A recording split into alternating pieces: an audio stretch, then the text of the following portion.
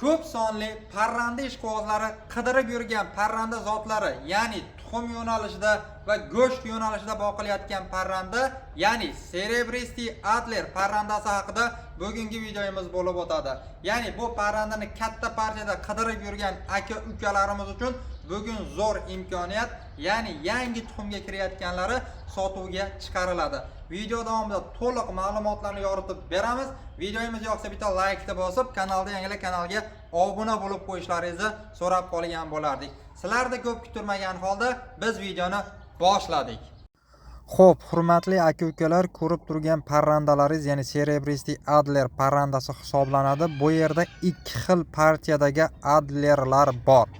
Ya'ni ko'rinish jihatidan hammasi teng, lekin ma'lumot tariqasida aytib o'tyapmiz. Bu yerda 6 oylik va 8 oylik jami 150 dona Cerebristi Adlerlar bor.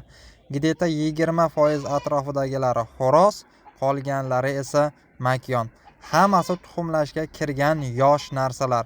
E'tibor berishinglar mumkin. Birinchi o'rinda Cerebristi Adler xarid qilishda govdasiga, tojlariga, oyoqlariga, bo'yindagi marjon, bellardagi qorasi, dumini uchidagi qorasi, har bir parametrlariga e'tibor berib xarid qilishingizni so'rab qolgan bo'lardik.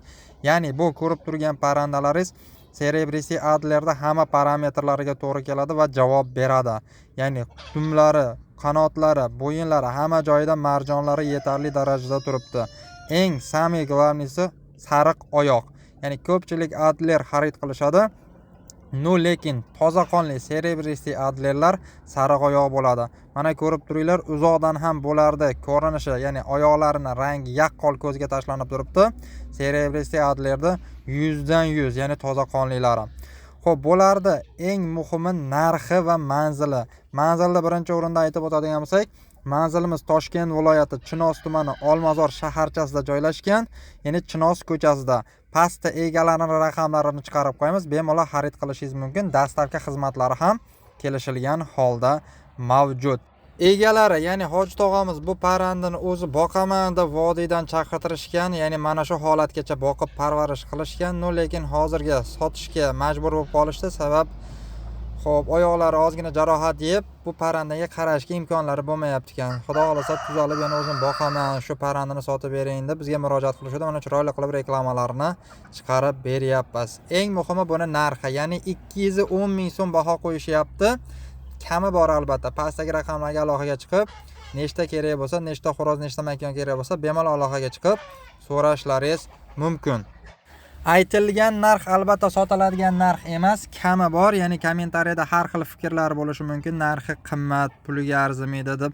Lekin shuni e'tiborga olishingizni so'rab qo'ygan bo'lardik. 150 ming so'mdan ham Adler xarid qilishingiz mumkin, lekin bu kabi yosh, toza qonlilarni topish qiyin.